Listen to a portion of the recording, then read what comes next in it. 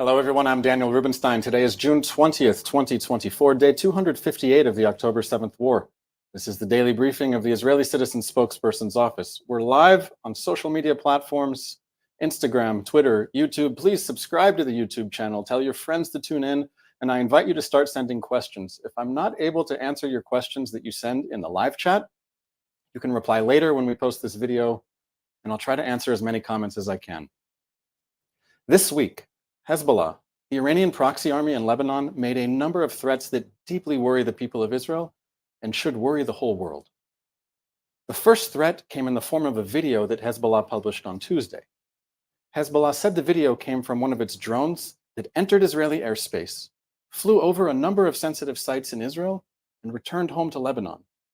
The footage shows the port of Haifa, an Israeli Navy base, and also what Hezbollah claimed were strategic military locations across northern Israel, including air defense systems. There were also many houses in this video, family homes in Israel. As I was watching the video, I thought to myself, if this drone was a suicide drone with explosives, Hezbollah could have killed many Israelis. The message from Hezbollah is clear. It's psychological warfare. Hezbollah is saying to Israel, we know you. We know where your important sites are. We know how to evade your air defenses. You are not safe with us as your neighbor. It's true. Israel is not safe with Hezbollah as a neighbor. On October 8th, one day after the October 7th massacre, Hezbollah joined Hamas's war. Since that day, and almost every day since, Hezbollah has fired rockets, anti-tank missiles, and suicide drones into Israel. The last sirens that sounded in Israel were 30 minutes ago.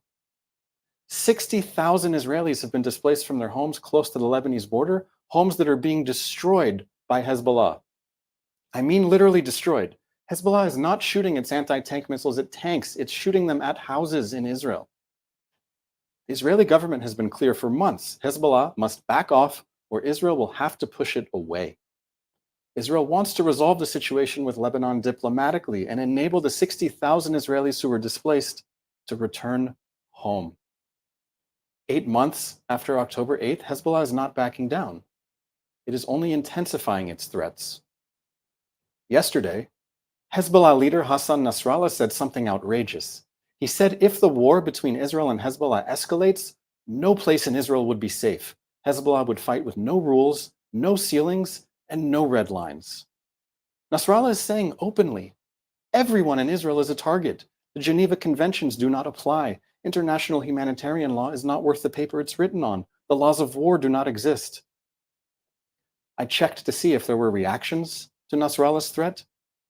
The Prime Minister of Lebanon, nothing. The United Nations, nothing. Human Rights Watch, nothing. The prosecutor of the International Criminal Court, nothing. South Africa, which condemned Israel on October 7th, nothing. France, nothing. United States, nothing.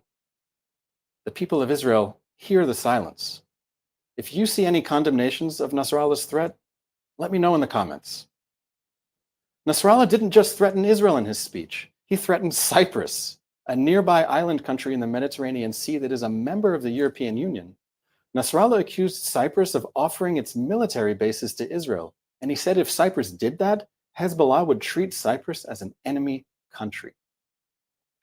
Following Nasrallah's speech, the president of Cyprus said that his country is in no way involved in any military operations in the region.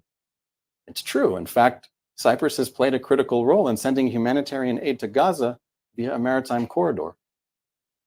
What all of this shows, the Hezbollah drone footage, Nasrallah promising to target everything and everyone in Israel, and Nasrallah's threat to an EU member, is that there is not enough international pressure on Hezbollah, and there has never been enough international pressure on Hezbollah. This is where we are now. Hezbollah, an army in Lebanon, takes orders from Iran, has been attacking Israel for the past 8 months.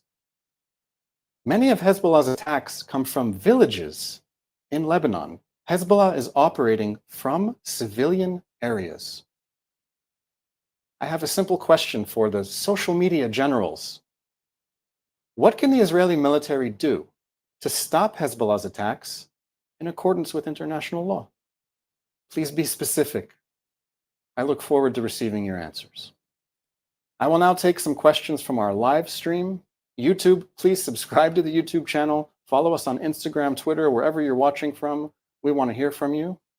Yes, please. In May 67, Israel struck Egypt preemptively, conquering Sinai.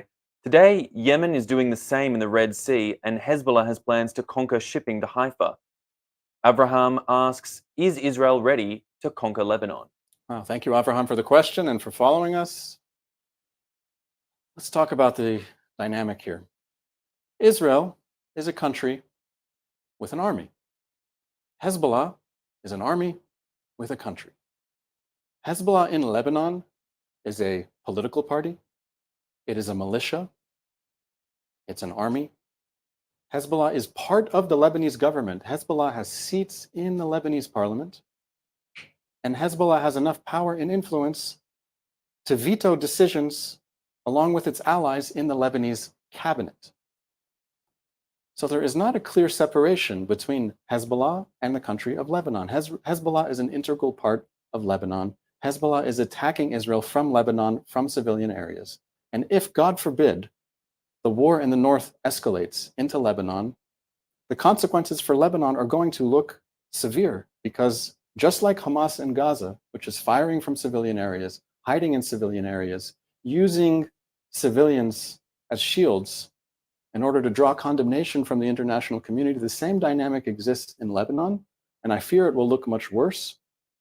And the destruction in Lebanon will be proportionate with the threat, as every strike Israel carries out is weighed against the potential collateral damage, civilian casualties, while also considering we're also going to be under rocket fire from Lebanon if the war escalates. This is exactly what Nasrallah threatened. He has fired so far 5,000. Hezbollah has fired 5,000 rockets, anti-tank missiles, drones into Israel. In the last war in 2006, Hezbollah fired a total of 4,000 rockets in that war. And I very much fear that in this upcoming war, if it escalates, we're already in a war. If it escalates, that the rocket fire from Lebanon will be much greater, and so too will the Israeli response. Adam Kershaw asks on our Instagram feed, what will it take to get world leaders to understand the threats posed by the Iranian regime and their proxies following threats towards Cyprus? What will it take to get world leaders to understand the threat? This is the million-dollar question. And I can tell you at the Israeli Citizens Spokesperson's office, we're doing our best to make the case and to amplify it. And with your help, you are spreading the word. In whichever country you're watching from, it helps if you communicate with all the people in power and the journalists and the political leaders so that people will understand. I fear that in many cases, the only time that they'll understand is if it's too late. Israel has been in a 7-front war since October 7th or 8th, when Hezbollah joined. Yemen, the West Bank, Syria, Iraq, Iran. And this whole period of time, Israel has been saying, the West is next. We're on the front line of a war that affects everyone. And we saw this in Nasrallah's speech just the other day. He is now threatening Cyprus, which is a peaceful island country in the Mediterranean Sea and is part of the European Union. However, Hezbollah has missiles that can reach many parts of Europe. And I'm sure that leaders in Europe understand this. But for the moment, not everyone is speaking as loudly as they should. And that's what we should be doing, is encouraging everyone to speak out. I mentioned that there were not enough or hardly any responses to Nasrallah's speech where he claimed that he seeks to be a war criminal, to make no distinction between civilians, soldiers, that everyone is a target. We need to be shouting this loudly and clearly and expecting that our leaders will condemn this, so that if a greater war comes, it will not be a surprise and people will know and they will have heard the message loud and clear. Roxanne asks via Instagram, why is the UN allowing Hezbollah to fire rockets and more past the blue line? Yes, why is the UN allowing Hezbollah to fire rockets? So in the last war that we had with Lebanon in 2006, that war ended with a UN Security Council resolution called 1701. And the resolution called for Hezbollah to disarm. That was the effect of the resolution. It said no armed groups in southern Lebanon without the authorization of the Lebanese government, and therefore that Hezbollah was expected to withdraw beyond the Litani River. Now, to supervise this, there is a UN force in Lebanon. It's called UNIFIL, United Nations Interim Force in Lebanon. interim force in Lebanon. Do you know how old the interim force in Lebanon is? That temporary force, the interim force, the UN force in Lebanon, was created in 1978. So the UN being in Lebanon is not a new thing. The UN does not have the authority to physically disarm Hezbollah. All it can do is watch and report and mediate, and that's what it's doing now. I wish it was doing much more. I think it should be doing much more to drive around southern Lebanon to try to prevent Hezbollah from firing rockets into Israeli cities that will inevitably draw an Israeli response into those same Lebanese towns. So we need the United Nations to be doing much more. We need UNIFIL to have an increased mandate. We need the whole UN Security Council to pay attention before there's an even bigger war. But you may remember that UN Security Council has not condemned Hamas for the October 7th massacre. I'm not confident that the United Nations will be ready in time if Hezbollah decides to make a major escalation in the north. Jessica Rose asks via the YouTube live feed, I keep hearing Israel did not expect this war. Is that really true? Surely the severe hatred for Israelis has not slipped the minds of leadership. Thank you, Jessica, for watching on YouTube. I hope you subscribe and tell all your friends. I want 2,000 subscribers by the next live stream.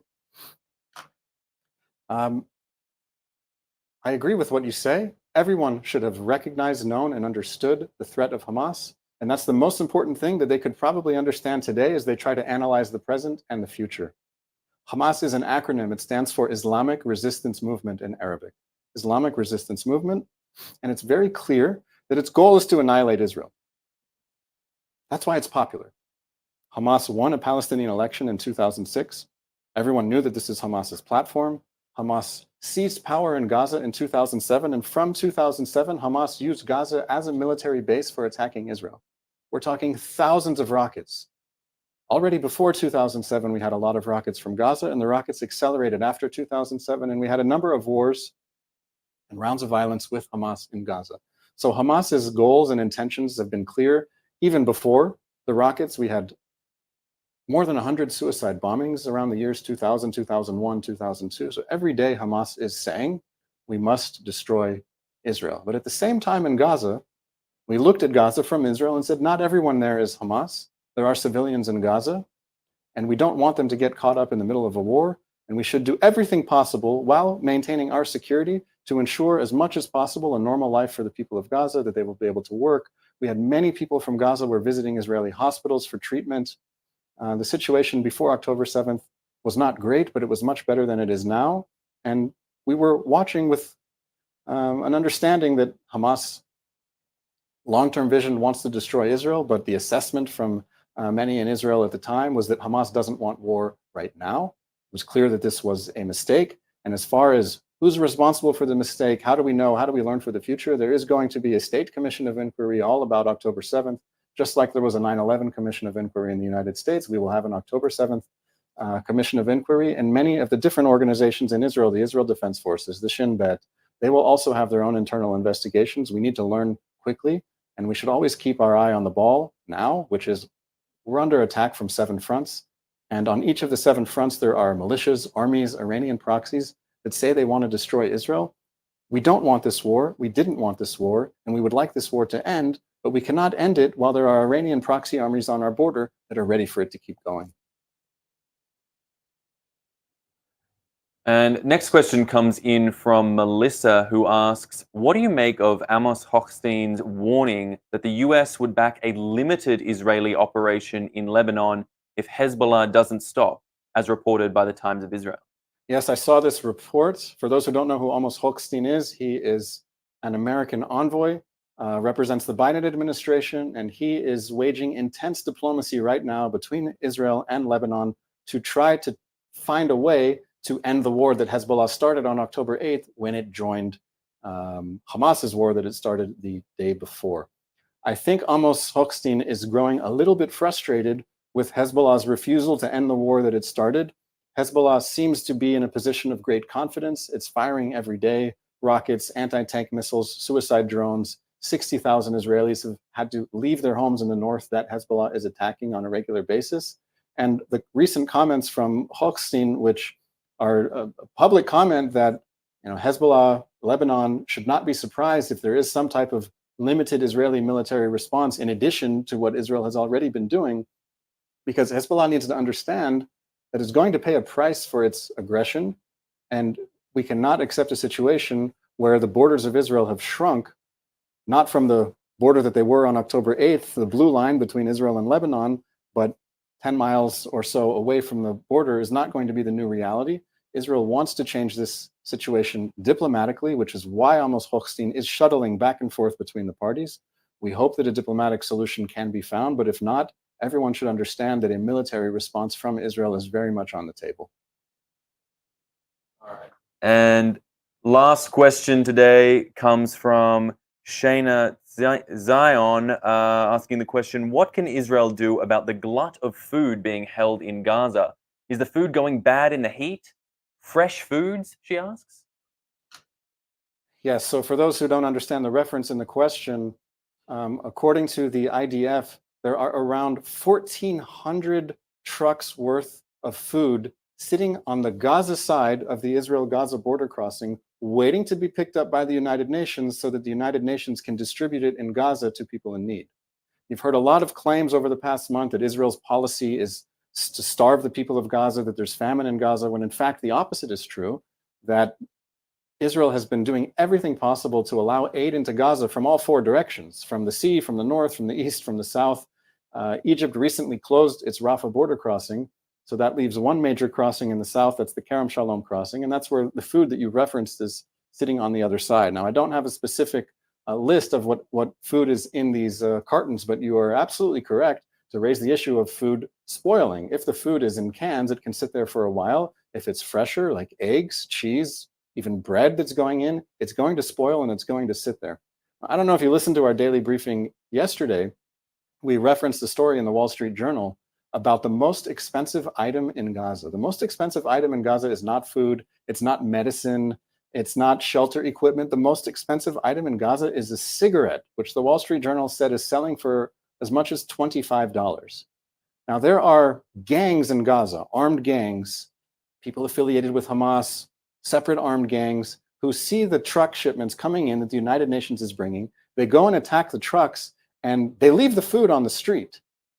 But what they're looking for is cigarettes. So it's very possible that the food is spoiling, but they're just going into the trucks, trying to break it open and get cigarettes. So the food is going into Gaza. Israel's doing everything within reason that it can to help the United Nations be in a position to distribute that aid. And it's up to the United Nations and other international aid agencies to take the aid that is sitting there and distribute it wherever in Gaza that it is needed. Okay, that's all the time we have. Thank you so much to everyone for watching this daily briefing and all the daily briefings of the Israeli Citizens Spokesperson's office. Please subscribe to our YouTube channel, follow us on Instagram. I'm going to go take a look at the comments after we post this video. I hope to stay in touch with all of you and answer more of your questions. Until next time, have a lovely day. Thanks for watching. Drop a comment below. Don't forget to like, share, and hit subscribe to stay updated with our latest content. Until next time, stay informed and inspired. This is Dejobnik signing off.